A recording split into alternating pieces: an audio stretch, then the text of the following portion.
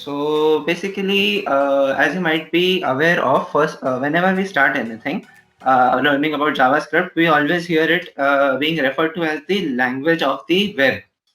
Uh, so there's a reason behind it. It's referred to as the language of the web. It's related to the reason why it was invented. So when JavaScript was not invented, it was basically just HTML and CSS for the websites that we show on www. So HTML gives the structural complete thing of the website. That is, this specific thing would be a heading that would be termed as H1. So this thing has to be bold, italics, and underline, and so on. So that represents the structure of the whole website, and the CSS is a design of the complete website. Thus, this specific container has to be placed in the left, this specific container has to be in blue color, and this has to be in red color, and so on. This is basically the design. But the previous websites had no interaction between the user and the website. What like I would like to expand more on what this interaction is. So if you visit a website today, if you hover over a button, you would see various animations happening over it. Maybe its color would change, maybe it would increase in size, and there might be a lot other things that are present on specific events. When you type something, there might be happening something behind the scenes that that may or may not appear to you.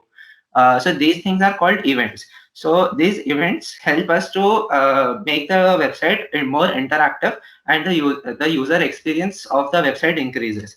So all these things were achieved by inventing JavaScript. So JavaScript is responsible for the complete interactivity of the website.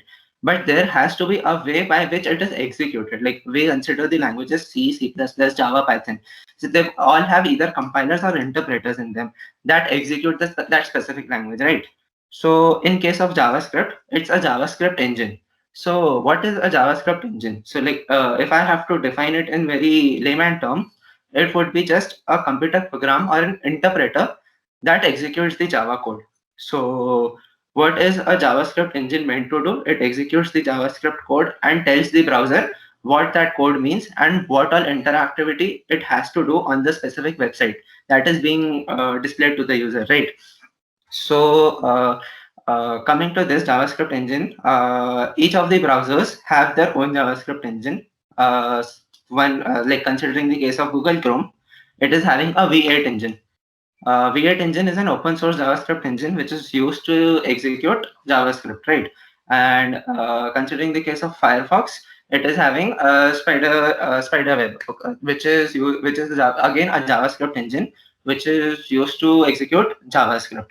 So V8 engine is an open source engine. It is like an important point that needs to be remembered right now, because I would be taking this again in the next section. So for the Chrome, it's V8 engine, and hence the browser runs the JavaScript code and compiles the HTML, CSS, JavaScript together to view a specific website. So it is known as the language of the web.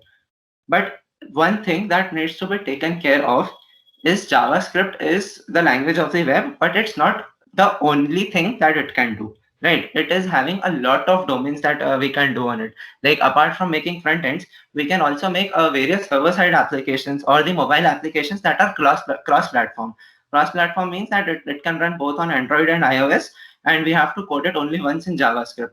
We can also do machine learning, and practically we can do almost anything by using JavaScript. So like, there are frameworks and libraries which are being released almost every day. So it's just that we need to learn them and execute them properly. If we are capable of doing that, we can do almost anything with JavaScript. Okay, so this thing that I need to make a point over here is that JavaScript is used to make server-side applications as well. So that obviously means that the specific JavaScript code that has been written over there would not be executed in browser, right? Because we can't develop the complete applications on the browser itself. Because like, if I open the browser and open the console, it is not an ID. It is just a kit added to the browser. So there has to be some other way where we can execute JavaScript code. So that code is basically the V8 engine. I refer to it as it is an open source JavaScript engine, right? So a smart developer, what he did was he took the open source React engine. Like open source is basically its code is completely available, and we could use it to develop any other thing starting from that as a template. So he took the React engine and added to it various libraries and other tools which could be used, and finally made Node.js.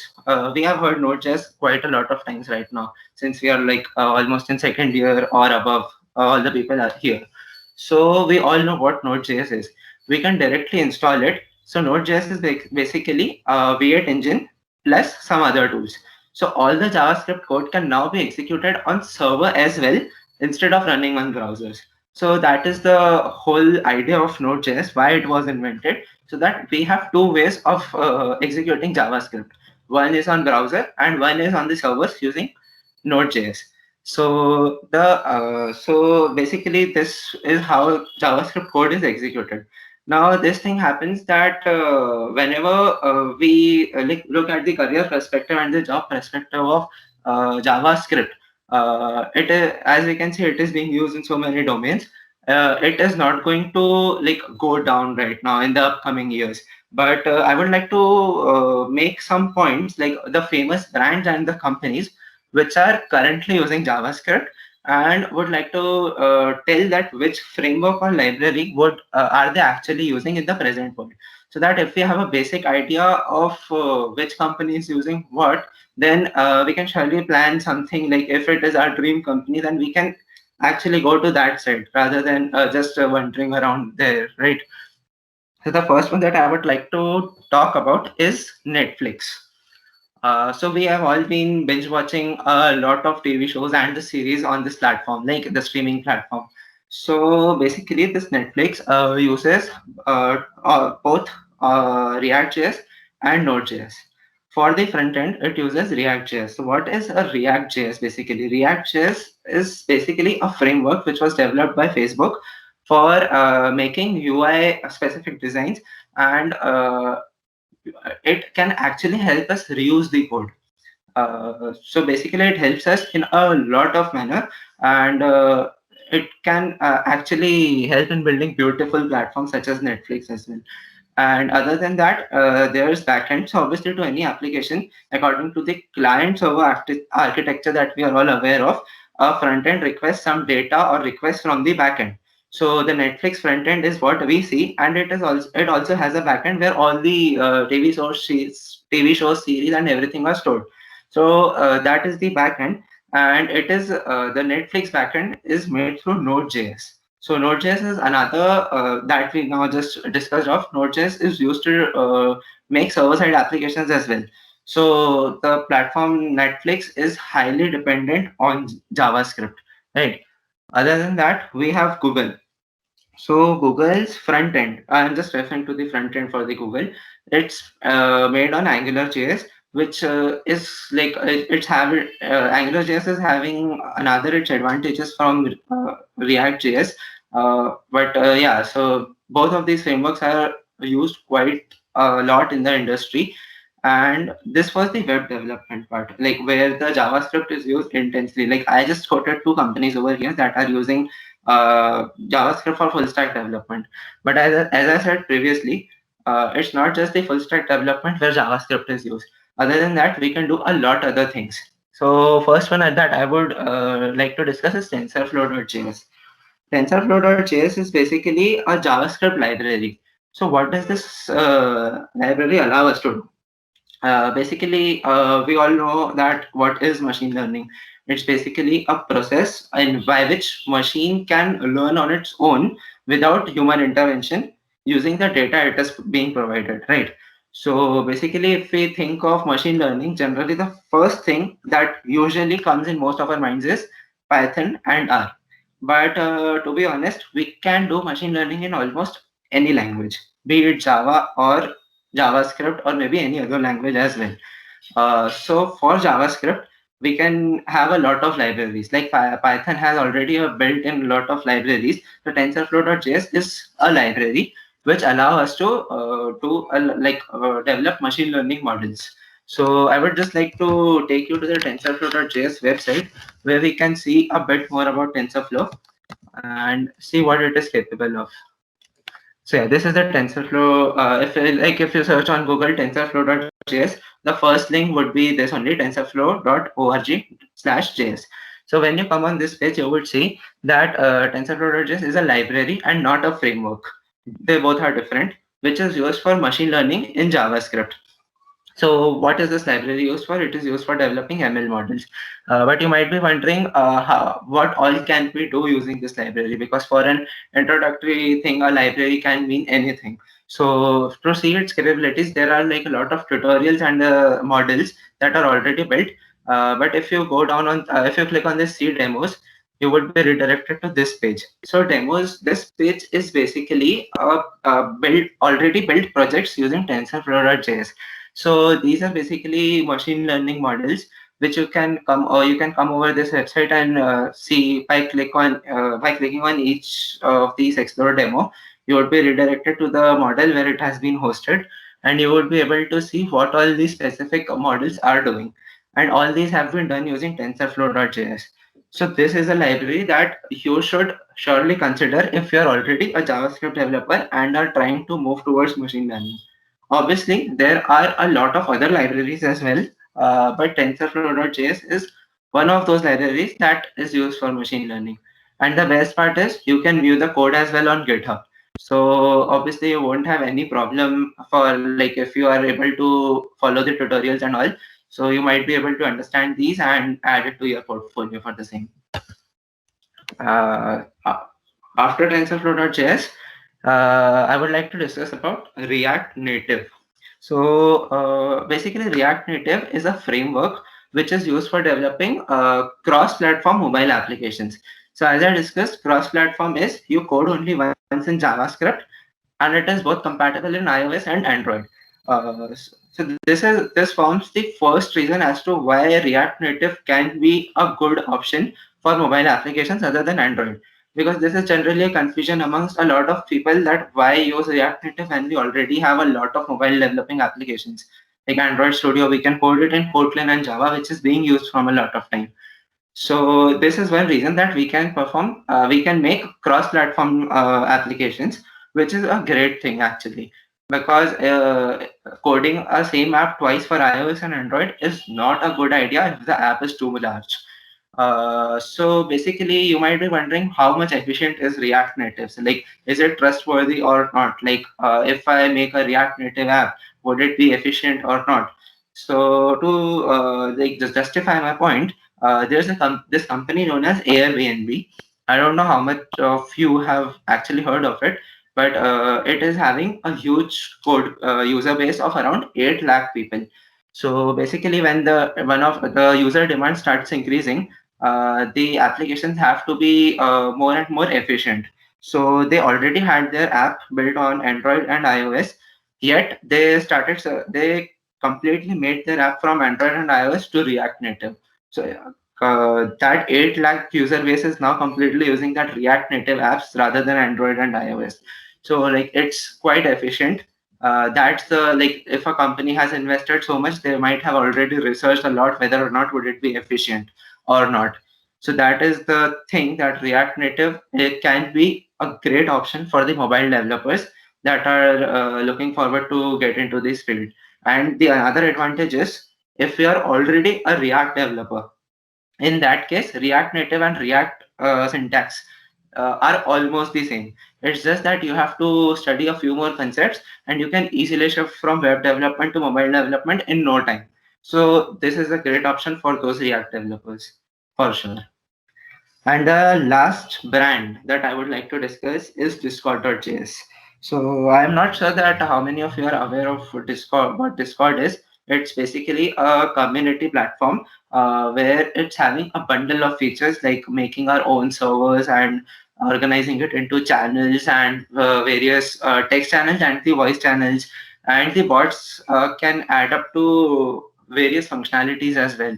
We can make our own custom bots for developing each and everything.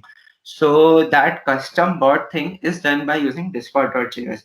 So basically what we can do is if we want to organize a server in a more efficient manner, we can just we can just like go to its website we would see that it's a library, and it uses Discord API to make custom pods and anything about Discord, anything in Discord basically. So it's an example, like we have to just import it and write the code down, and we would be done by writing the code of the bot, and we would have our own customized bot that can do customized things in our own server. So it's a great option for those who are actually trying to do something in this on Discord and are like quite efficient at it, and they're actually willing to do something.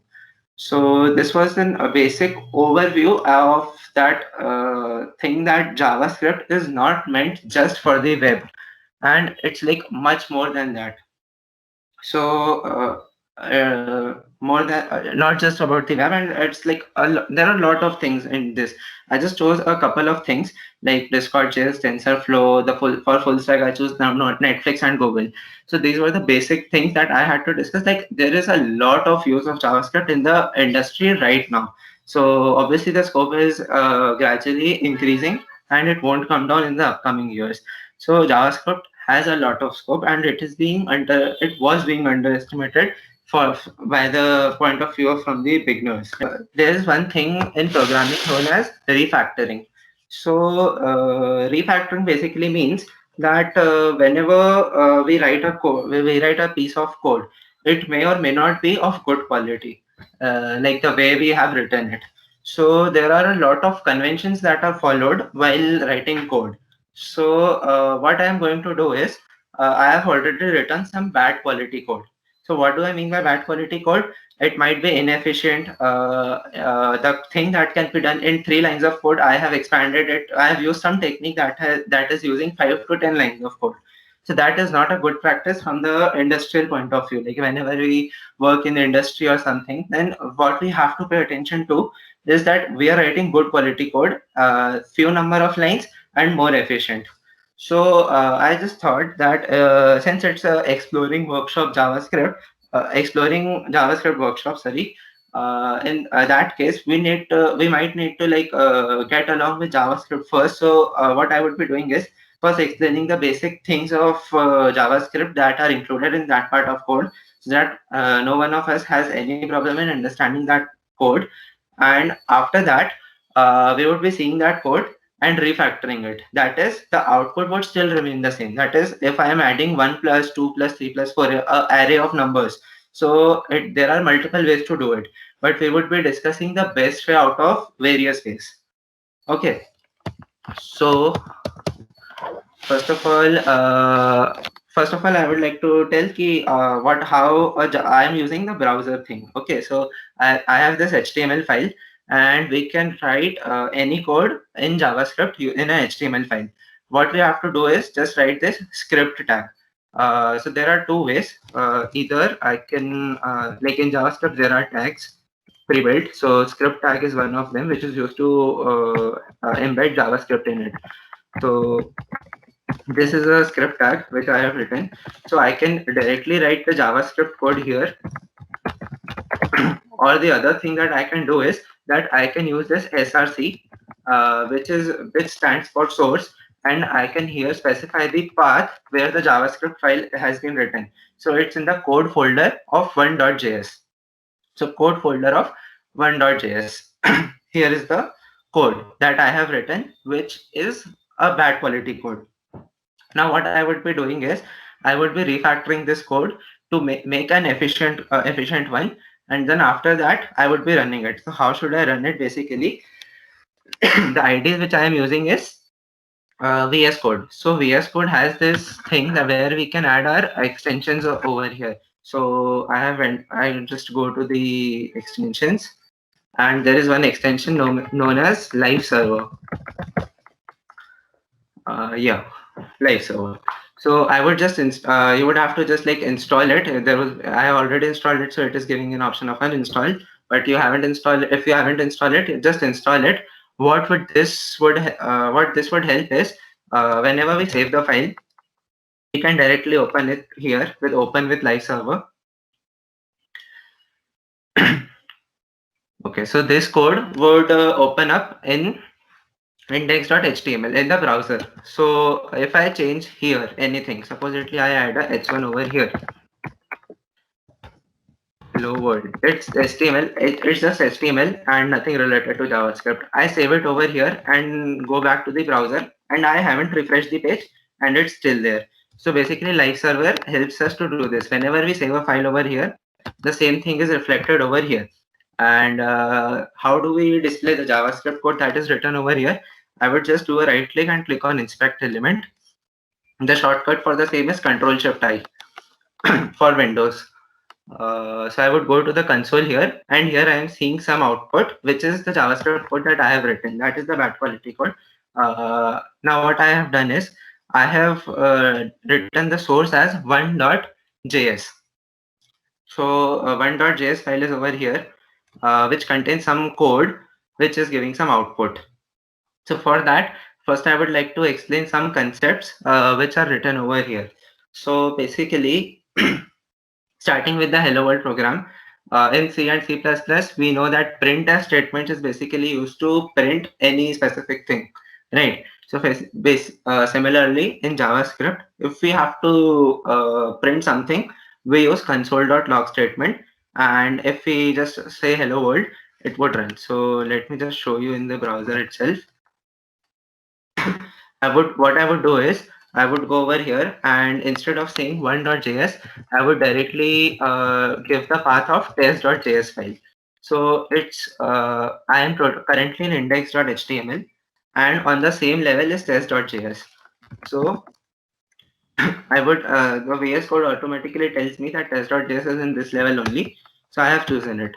And if I save the file and this file, I would see hello world has been printed over here. So what is happening over here is this is the HTML file, and I just said that this is a script tag, and take whatever code is there in test.js file. The test.js file has only one statement, console.log hello world. Why is that so? Because I have commented the rest of the code. So the commented part is not executed by the JavaScript engine, and I am using Chrome, so that is V8 engine. So I have only written hello world, and this hello world comes over here in the console. Okay, so this is the hello world, and other thing that I would like to introduce is the JavaScript objects. So first of all, I would like to make this point that I am assuming that you have a bit knowledge about the basic programming, not the JavaScript part, but in any other language, because here are the loops and other and the function calls and everything. So that are the part of almost every programming language. But I am just telling you the things that are the syntactical parts that are changed in JavaScript. Okay, so coming back to JavaScript objects. So what are these objects? Basically, they are, first of all, they are initialized by these curly braces. And inside these curly braces are the various key value pairs. So supposedly, if I have to express someone, if I have to tell a person's identity, if he has made a social media account. So first of all, I would be taking his name, and the name value of that name could be anything. Supposedly, I am entering Aman Khubani. So this is my name. So it is a key value pair that this is a name, and its value would be stored in this. So Aman Khubani is stored finally in the name variable, which is inside object. Supposedly now I want the user's age to be stored as well. My age is 19. So that age is another key that is storing the value 19. Now, what all values can be stored? Supposedly, I stored a string over here. Sorry. So what I did here was stored a string over here, that is Aman Khubani. And in the next variable, I stored the age as 19. So can I store various other objects or various other arrays as well? Yes, we can store anything over as a value in this object. So supposedly I want to supposedly store marks of various subjects. So I can store marks in an array as well, where out of 20, I scored 15, 14, 13, 16, and 19. These are the subjects, these are the marks of my 5 subjects, supposedly. So this is stored in an array, and an array itself can be a value of a key. And similarly, I can, instead of an array, I can store here an object as well, which can be used. So I have this is what the basic functionality of an object is. Like we declare it with curly braces, and we have key value pairs inside it separated by commas. Now, one thing which is a good practice is that I could have written it as this as well. Like if I have written this name, comma, age, and I have shifted this marks in the previous line as well. But now if I tell you that tell me the age of that specific object in this variable object. So you would have to come to this object and then search for a specific key known as age. So if it's stored horizontally, it won't be readable to a specific person. Like if I have written this code, I know that age is stored in the second one. But if I give this code to a specific one of my colleague, so in that case, this won't be a good thing, right? Because he would have to continuously go to each and every value and then search for it. So a better practice is always to write the new key and value pair on the next line. And other than that, I have written this object. I have named the variable as object. So first of all, let is used to define specific variables. Like in C, we do it in A, T. So basically, these data types are not allowed in JavaScript because JavaScript is a typed language that is similar to Python. Like we can override the data types in a specific variable. So we don't declare them at the we don't declare variables here for like which data type would it store. So instead of that, we use the variable let for the variables, and we use const for the constants that we have to declare. Constants are those variables whose value cannot change in the upcoming program, right? So other thing that I was telling was I have declared a variable object over here, but this object does not signify that what its value would be. An object can be anything over there, right? So instead, if I name it as person, it would make much sense because this person variable itself is telling that the values contained in that specific object would be the key value pairs of that details of that person, right? It's a name, age, marks of the specific person. So naming the variables is another aspect which is important. So after doing this, one thing would be okay. We have stored the values. I have stored all my details in this person object. How do I access this object? So basically, there are two ways to do so. Directly we can write object.key. So what is the name of the object? Object name is person, and we have to access my name supposedly.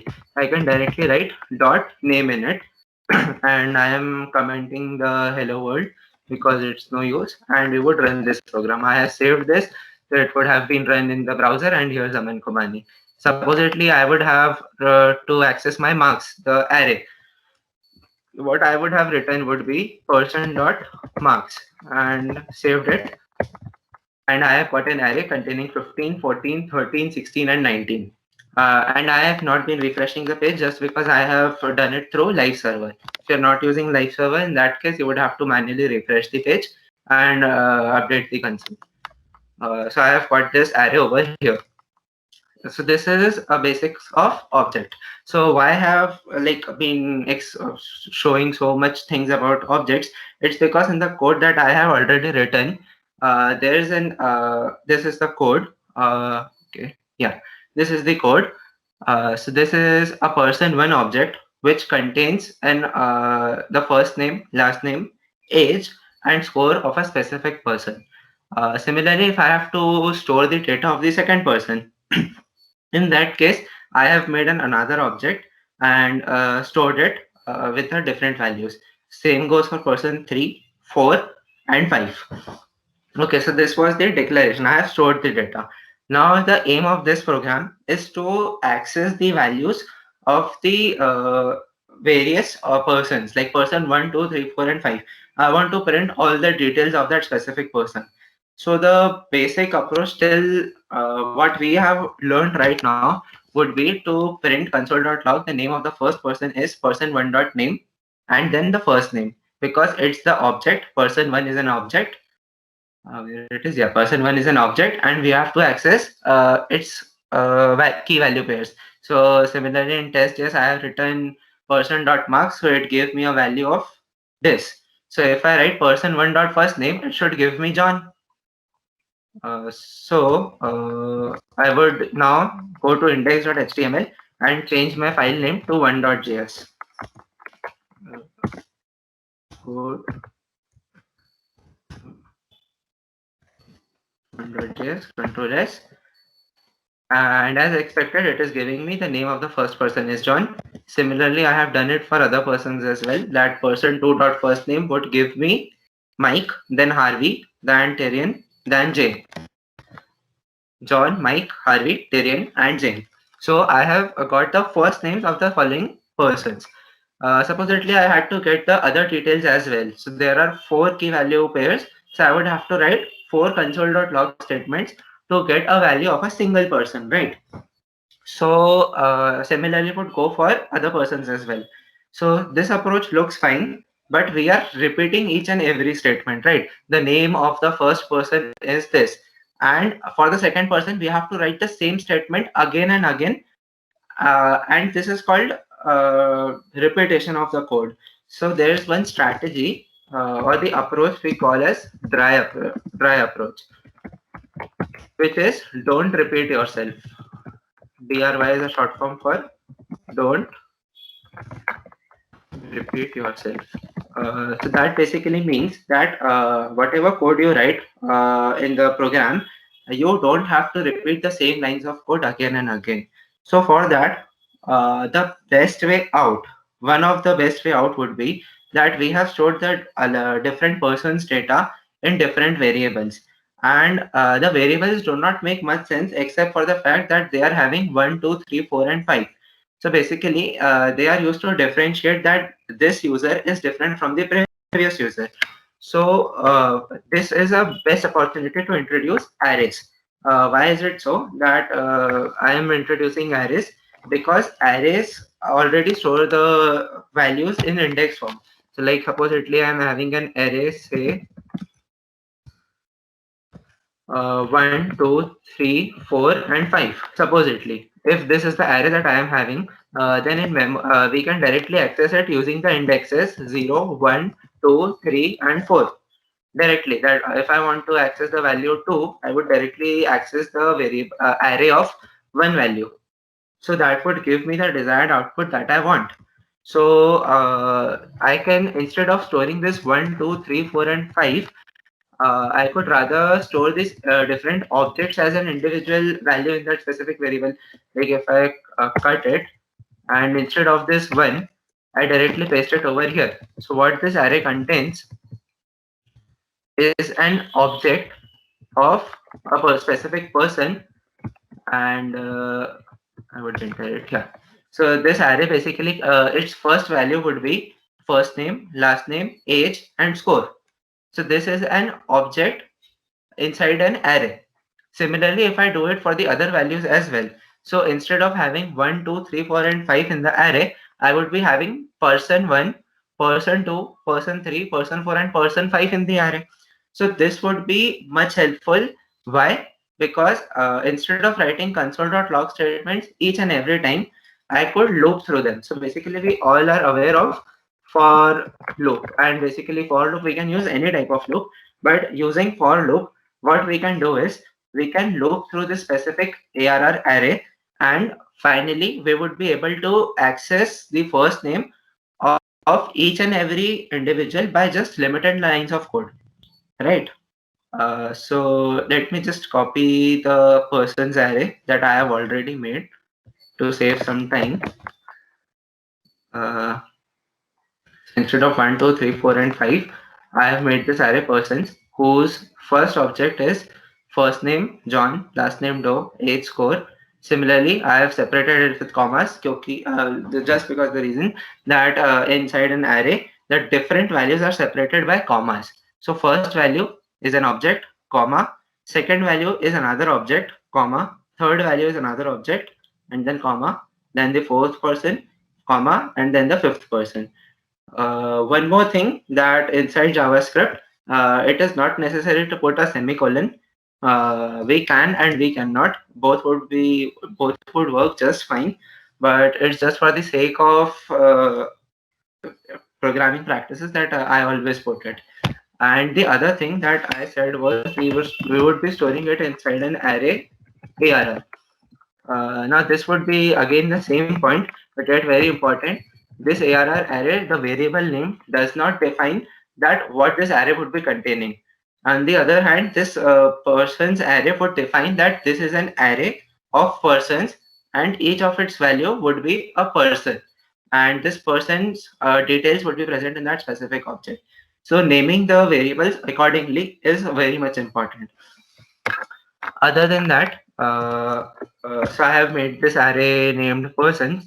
Now this is not refactoring basically. Why? Because still I am using, I have just changed the way the data is being stored. Yet I am still repeating each and everything, and it is not efficient. It has not reduced the number of lines of code. So I would have to still introduce the for loop. The for loop, like any other loop, would have the same way. We would initialize here, then we would be having the condition, and after the condition, and after that, I would be having the update statement. Like this remains the same in almost all the programming languages. And then inside this, I would be having the logic for anything that I have to do for that related for loop. Okay, so for that initialization, we do usually say int I in different languages, int I equal to 0. But since int does not work in JavaScript, we declare variables to let or const. So I would have it let because I value has to change, so it won't be a const. Other than that, the condition.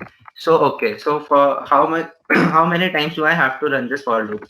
This specific array has 1, 2, 3, 4, and 5 values. So either I can directly write the condition as I is less than 5. So it would run for 0, comma 1, comma 2, comma 3, comma 4 times. This is total account for 5 times. These times the condition would be true and it would give the correct answer. We would have the desired output that we want. But this is not a good practice. I is less than 5. Why is it so? Because it is an array, and array can always have more values into it. Like if I just copy this and have add another variable, another person to it, sorry, namely Aman and do, so whatever it is. So if I have another value, then I would also have to update this logic over here as well, that I has to be less than 6, which isn't a good practice. So in that case, what I would be doing is I would be accessing the array's length, right?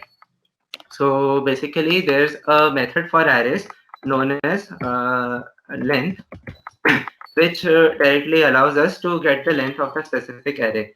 So for that, what I would be doing is in the condition I is less than name of the array, which is persons, dot length. Now I am using VS Code, which provides me intelligence, so it is just great for me. So persons dot length, and so this would run till from the first object to the last object. No matter how many number of persons I do add into this array, it would just work fine. And other than that, I would have the update statement working over here, which would be I plus plus, that I have to have each of them over here. So since I am printing the first name of that specific person, I can directly copy that and paste it over here, which is console.log. The name of the person is, now what I have to do, I have to go and access the first object, right?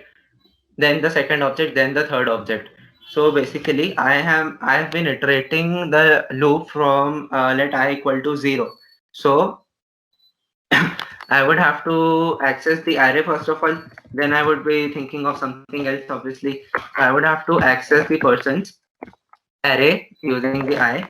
So during the first iteration of this for loop, I would be having this object in the first object being printed over here, right? And then in the second iteration, I would have the second object, and third iteration, I would be having the third object.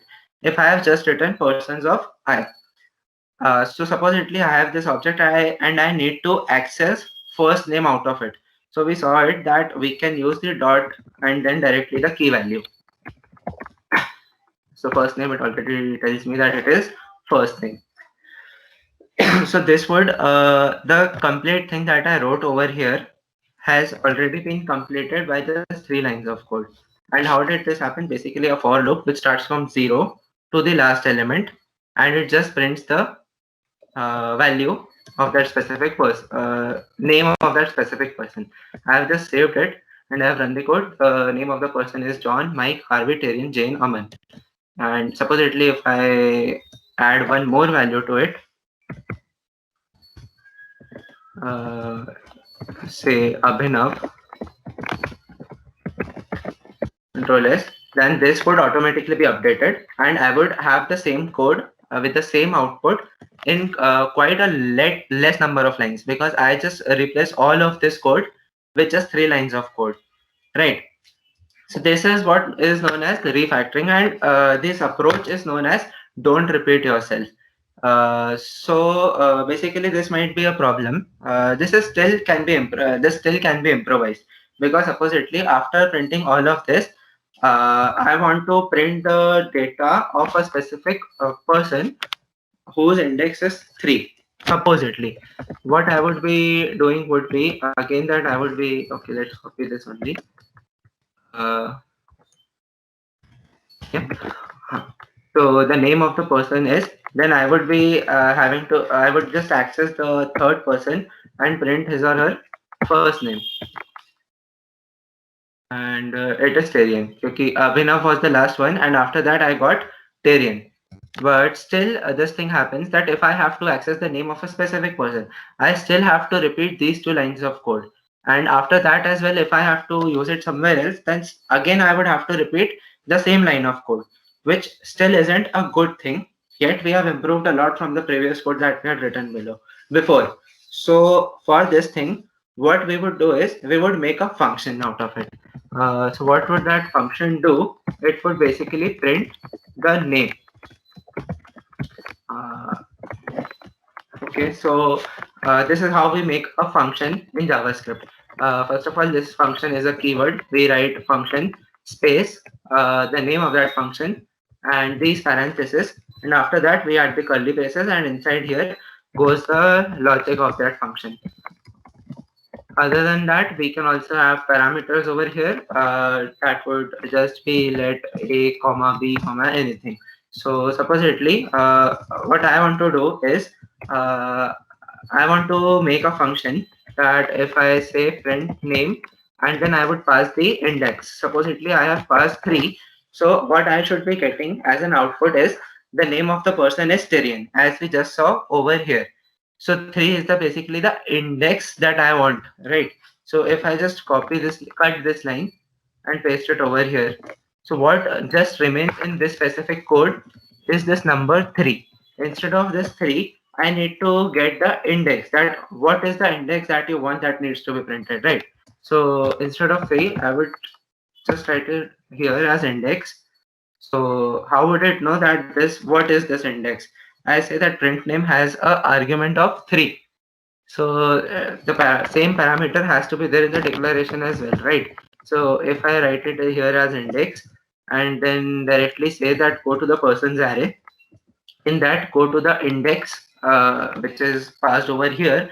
So you would get that specific object, and out of that object extract the first name.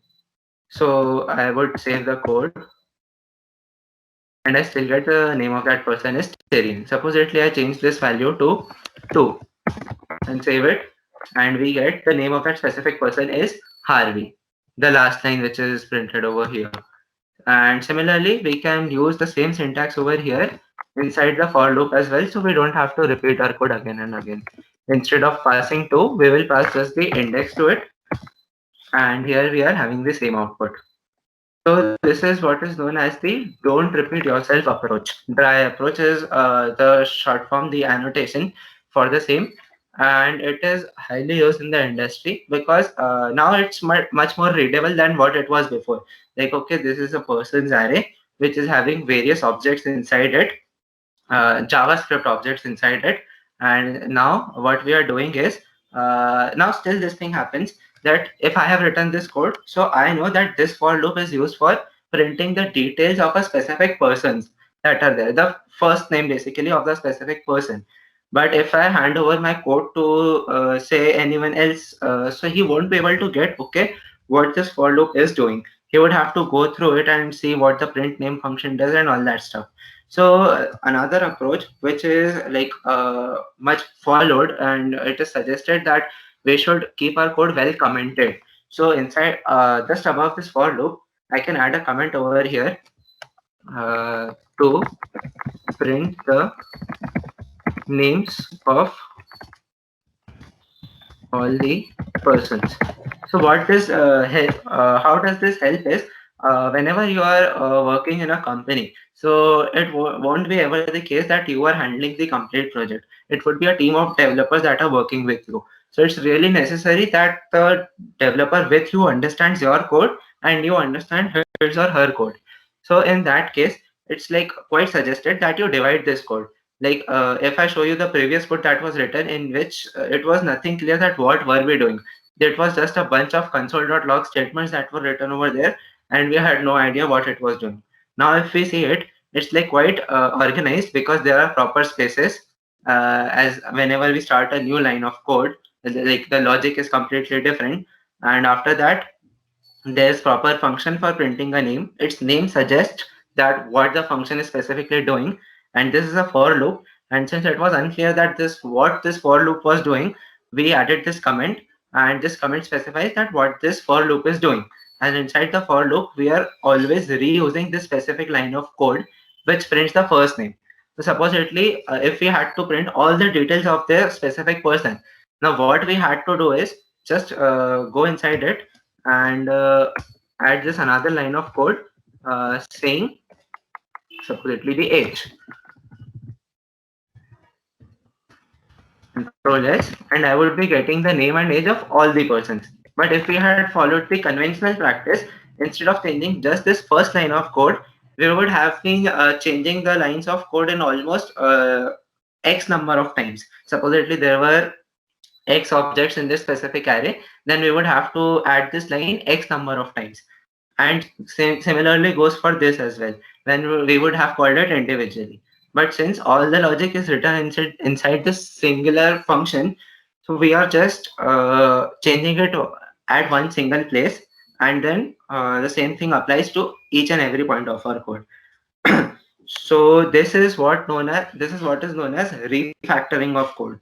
So we can also do one more thing, that instead of this, we can make it even shorter. Like the complete 3 lines of code can be made into a single line of code.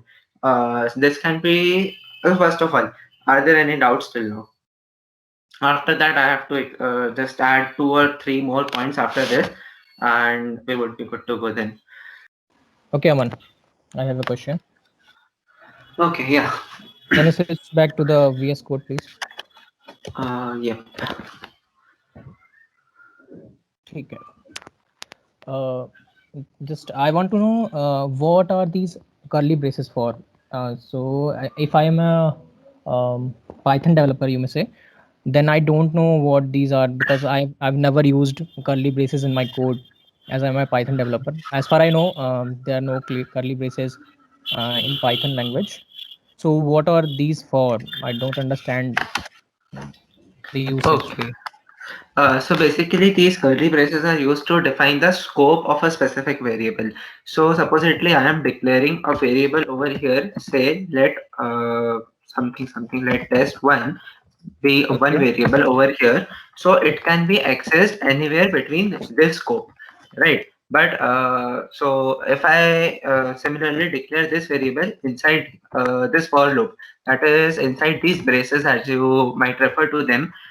So the test1 variable can only be accessed within this curly braces. So supposedly, if I come here and write console.log test1, so it would give me an error. Like I would just let you know. Where it is unput reference error. Test one is not defined. It's just because that the test one is defined within that specific braces. That is why it is it is accessible only there. So if I shift it over there and initialize it with say Shivansh and run it, so I would get a value of Shivansh over here, and since it is inside the loop, we would get Shivansh everywhere. So this is just because of the accessibility or the scope, as we may say it in technical terms, to define the scope of that specific variable. And in Python, we do it by indentation. So if you're writing Yeah. Python code, we would just give it a tab and it would be the same thing. So curly braces are for scope in Defining JavaScript. the Okay. scope of a specific variable. Yeah, Okay. that So depends on that. if I'm having a variable outside the curly braces, what is the scope of the variable? Okay, It so is global. basically, huh, correct. Okay. If you are doing this way, so it would be a global scope. So obviously, because it is at the root level, and here if I try to print console.log But test one, it would be completely fine because a global scope would be accessible inside all of this. But one more thing that I would like to make a point on, that JavaScript is a lexical language, that is it is having functional scope. So because since this JavaScript is completely was never meant to be a object oriented thing, so there are no as such after the ES6 the classes were introduced, but initially when JavaScript was made, no classes were present in JavaScript.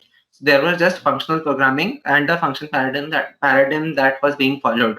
So if I declare a variable over here, it would be having a functional scope. But if you're declaring the variable outside the function, that is over here, then it would be having a global scope and would be accessible inside the functions as well. yeah, and you've not used where keyword. It is also present in JavaScript. Yeah, I was just coming to it. That's why I was just said that one to two topics were left that I had to cover, and that I was about to cover it. But since you have asked it, so basically there is ECMAScript. Uh, So JavaScript was made by a company named Acma, and all the updates of the JavaScript come in the various versions of ECMAScript. So till now, it is also annotated as ES basically. ECMAScript is for ES.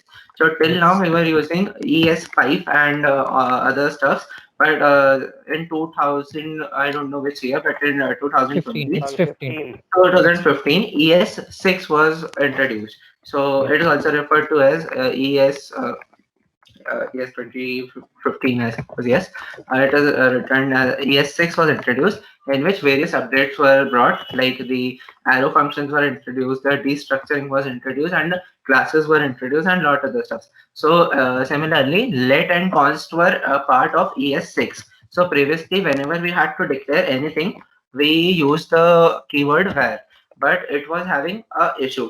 The issue was very simple, that anything declared with where would have a global scope. So if I were to do this thing, if I were to write a statement, there might be some condition over here and condition typo. Yeah, if I were to write a condition over here and print var test one over here, so it would still work. Though it is a scoped variable. So it was a bug in ES5 that was replaced by introducing the variable, the introduction of let and const lit, and if I had to declare a constant, then it would be const. So this was the difference between var and let and const. That's why var is not usually preferred, because if everything is a global variable, there might be a chance that everything might be overwriting each and everything. So if I have test one variable here and a test one variable over here, so they might overlap and only the last value would be retained. So to ignore that, to avoid that, basically we use scoped variables such as let and we declare them using let and const. So this was a part of ES6. Okay, man. Okay. We have left very few people in here. Many of them left. I don't know why, but it's okay. Time already exceeded.